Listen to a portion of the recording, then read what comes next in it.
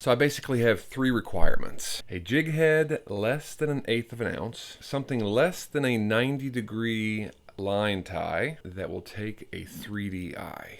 Look at that, first cast. Let's see if we can find one, modify it, and make a crappie-sized chatterbait. Yeah, doesn't a 1/16 ounce crappie bait sized chatter minnow / chatterbait sound pretty tasty? I think we have the blade size that we need. We just need that perfect head. The answer was not easy to find, but I think I got it. I found the bat jig. I really wanted to find a head that we could, even if we had to modify it, which we do, we could put a split ring on it and take the small blade that you guys have seen in the previous video, connect it directly to that split ring, directly to the head, but have it be all the way down to a 1/16 ounce. Thanks to Mr. Art Fowler, once again, I think I have also found the right hook. That guy right there is a Mustad 32-900. Notice it is a 60-degree bend, but it has a flat eye, which is what we need in order to connect a split ring directly to it, and then the blade is going to be in the right direction. This little dude is a size 4. Not easy to find in a flat eye. All we need to do, I believe, is drill out that the hook eye space, allow that to sit in the mold like that, pour some lead, and see if this is going to work. Without any further ado, let's turn our attention to the lead pouring. I said lead pouring, but I'm getting ahead of myself. Obviously, we need to modify this mold first. This is the cavity that we are looking to change up a bit. You can see there it takes a 3D eye. And for reference, that's how that hook sits in there. I mean, it just couldn't be any more perfect. All we should have to do is drill out that little section there so it'll sit flat, and we are good to go. Drill bit size is a 3/32. Seems to be the perfect size for that space, as well as in comparison to the jig eye itself.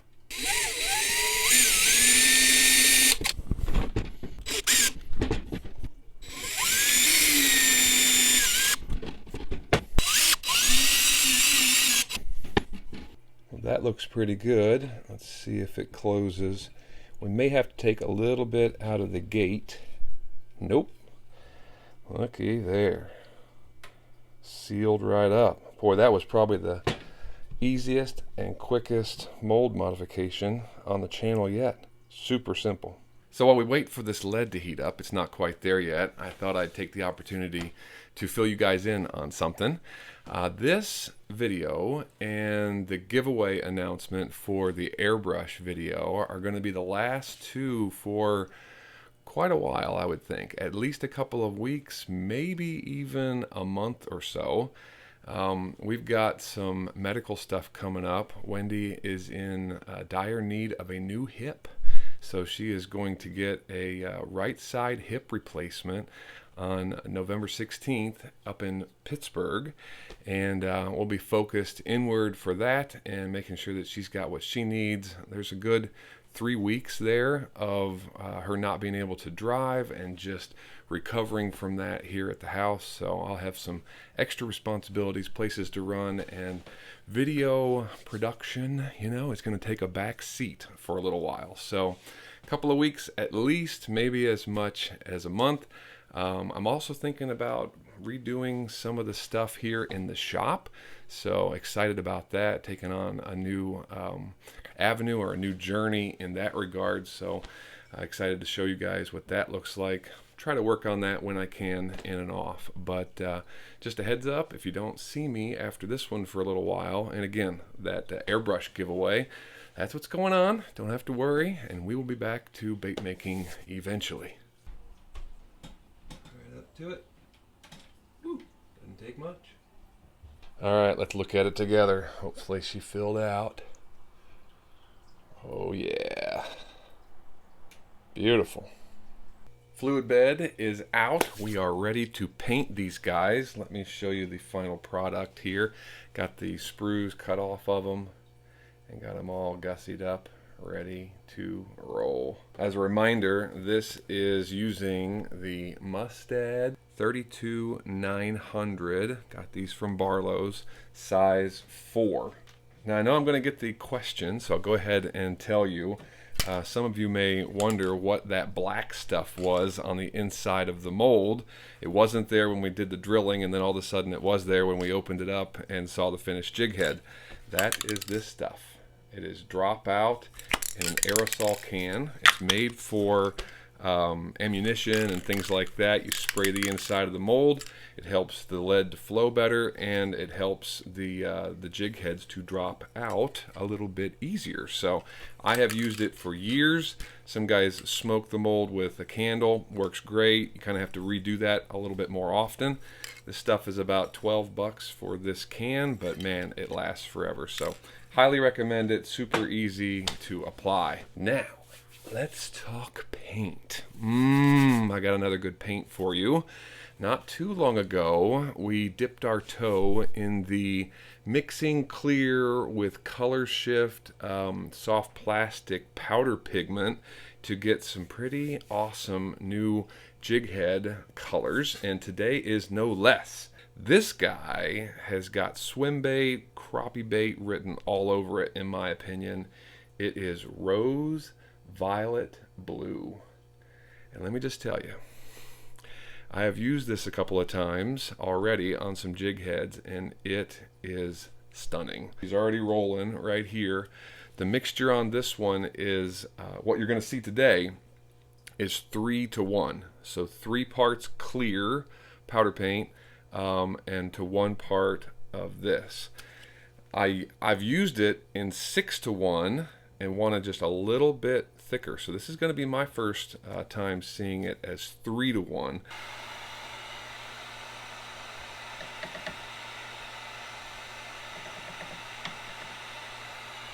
There you go. Isn't that gorgeous? Oh my goodness. Just beautiful.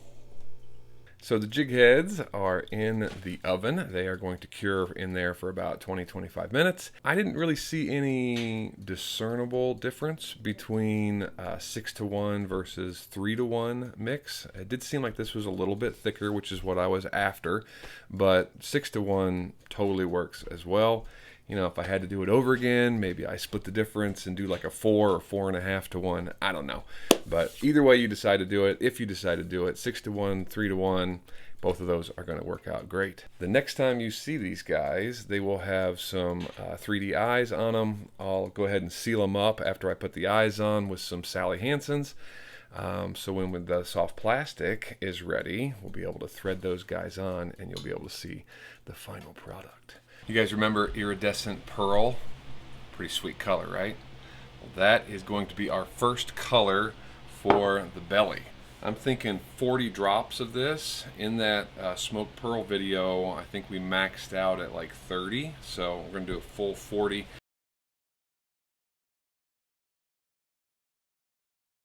It's a very translucent color on its own, so 40 drops. You still get a lot of translucency from it. I was messing around with it after that video and ran some at 40 drops, and it was still as beautiful and as translucent as before. We are going to pair this up, with a little rose violet blue. So this is a powder. We're going to need a little bit of backing for the belly, just because we're mixing liquid pigment with a powder pigment, and sometimes that can get a little squirrely. So I've got white, or pearl white right here, Pearl X, and I am putting just a smidget. I mean, 1/16 of a teaspoon, just enough to give this iridescent pearl a tiny little backing so that it plays nicely, hopefully, with our color shift. Just enough to give it a little something, but you don't take away that iridescence. No flake either on this bottom color. We want it just to shine as is. All right. Color shift, 1/4 teaspoon. Gonna load it up. 1/4 teaspoon to a cup is Generally pretty good for most of this stuff, in my experience anyhow. Yeah, you see that? Those rose tints, some purple, some blue, violet. Woo. So pretty that we're not going to add any flake to this one either. All right, we're at right around 3:30 and dropping, so now is the time. I like to do my laminates as low as possible. These molds are both cold though, so it'll cool down inside the mold a little bit faster. Normally I'm shooting for 320, 325-ish, so those both felt good. They look good. Hopefully the results are quite tasty. You know, we didn't even talk about bait choice, but when it comes to crappie baits, it's pretty darn hard to beat the 2-inch Battle Grub by Epic and the 2-inch Crappie Slayer, also by Epic. I'm thinking both of these, because of the tail design, when you put that on a minnow chatterbait, I think it's going to look quite nice. Oh yeah. Beautiful. Man, that color shift is something else. That yellow is just the lights reflecting off of the aluminum. But that looks really nice. And there's that iridescent. You just see that? That pink. Oh yeah. Very nice. Very natural color shift. Presentation. That's sweet.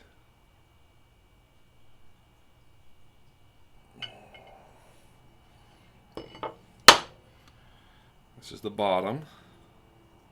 You can kind of get a preview though. Looks like it laminated beautifully. No big surprise.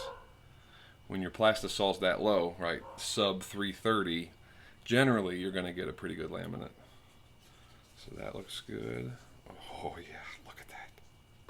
That looks pretty dynamite. Wow. Doggone. Look at that. That's gorgeous. Wow. I don't know about you, but that is good enough for me. I can't wait to put these on those jig heads and check it out. We also need to construct the rest of this. We need to put our split ring on and put our blade on to see the final package. Heck yeah. Check those out. Huh? That looks so good. There's the Battle Grub. You note that I did not paint the blades.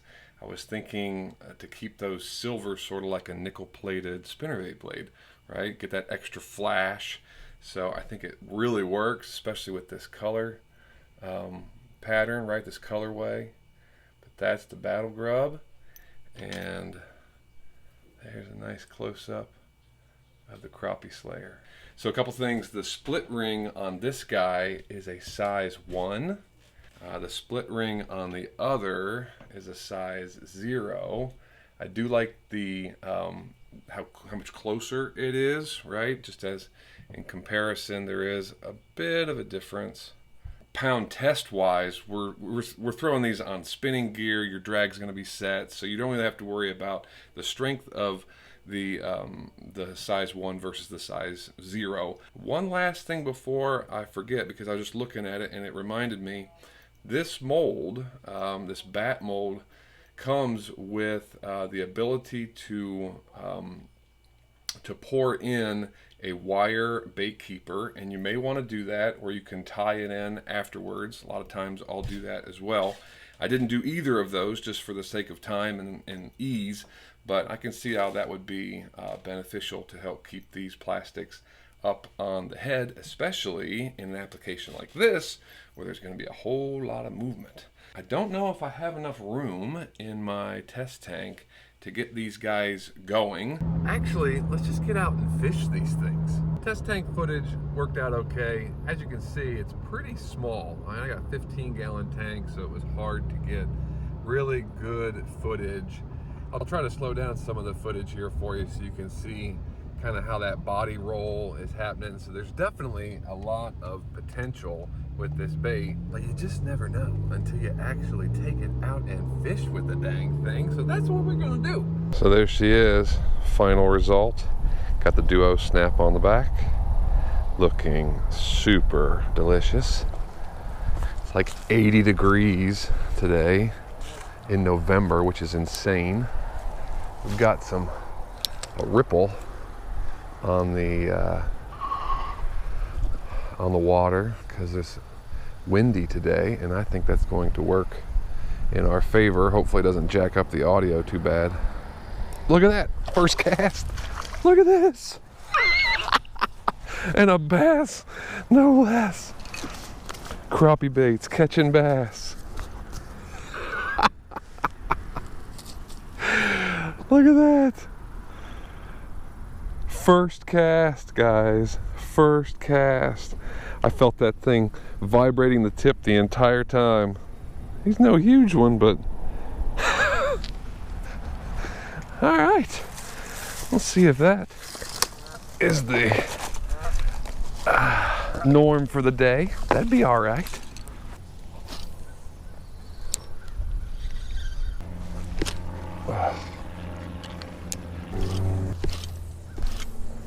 So we're going to swap out now. I'm going to use the Battle Grub, same size head obviously, but this one has the size 0 split ring. Getting it to engage and stay engaged the whole time has been off and on. It definitely improves the deeper I fish it, because I think it creates some extra drag being that low in the water column, that it helps that blade engage. But we're going to see if this smaller split ring, since it's closer to the head, a little bit more engaged, improves the action at all. Obviously the other one catches fish. Let's see what this one does. All right, let's see. All right, that's interesting. That was instant engage. I can feel the vibration still. Oh, that's interesting. Okay. So that blade never stopped shaking the whole time, and I didn't even let it get down super low. That size 0 split ring may be the ticket. The other one would kind of blow out just a little bit if I reeled it too fast. Oh man, that thing, it stays engaged the whole time. Wow. Who would have thought that that would have made such a big difference? All right, once again, we are back at the truck. I have cast this thing, I'd say 25 plus times, and every single cast, this thing was fully engaged. That split ring, as painful and as irritating as it is to deal with one that small, seems to be making all the difference. We're going to check though and put on a Slayer and see if it's the split ring or if it was the bait choice. It's actually starting to rain a little bit, but we got the Slayer on the smaller of the 2 split rings. Let's see if it engages. Yep. Well, yep, there it goes. It does want to blow out more often. Interesting. So it was more engaged, stayed engaged longer, takes a little bit to get it started. It wants to hunt more, and it is disengaging from time to time. Interesting, unexpected. And here we are again in the back seat. I think the height of this bait, the sides are so much taller than the cylindrical nature of this grub. What I'm experiencing is it'll engage and then it'll side roll, and that kicks it off and it disengages till it gets back and it re-engages. So that's very interesting. We changed 2 variables when we went to the smaller. The only thing we have left to do is try the larger split ring, size 1 split ring, with the battle grub, and if that is the same result as the other setup, then it's more about bait selection than it is split ring. All right, here's our last variable. So the bigger split ring with the battle grub. So I don't feel it. There it is. Definitely didn't kick on right away. No. Let's cast it again just to make sure that wasn't a fluke. So there, I got it to engage right away. Feels like it let go though. Pop it.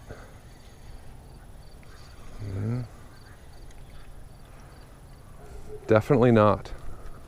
So even with the battle grub, yeah, for sure, it's not engaged here. I mean, I would actually say that this is my least favorite. So the bigger split ring with the battle grub, because you have less side to side, you don't have those sides of the slayer that are pushing it and giving it more action, right? And kind of when it does that, it wants to re-engage as it comes back around. So our best setup was the battle grub and the size 0. So I'm going to go back to that and keep fishing. Well, we got the combo right. We know which of our baits works well and which of our split rings works best. But the water out there at Maple ran around for a little bit longer. Man, between the rain and the wind, it is just churned up, nasty and brown. So I am going to go search for some clearer water, which should lend itself a little bit better to the colorway of our laminates, right? We got that light colored color shift top and then almost translucent iridescent pearl on the bottom. So I got some ideas.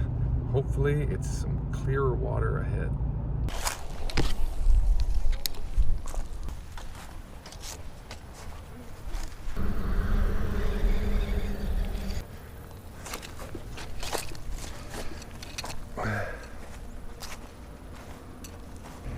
Well, I found some cleaner water, but no big takers. I did catch one little dinky bass.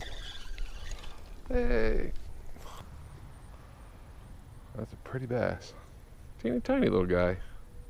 And back at Maple, I actually missed a crappie. Oh. But other than that, that first bass on the very first catch, that's pretty sweet. That was what was in the cards for me today.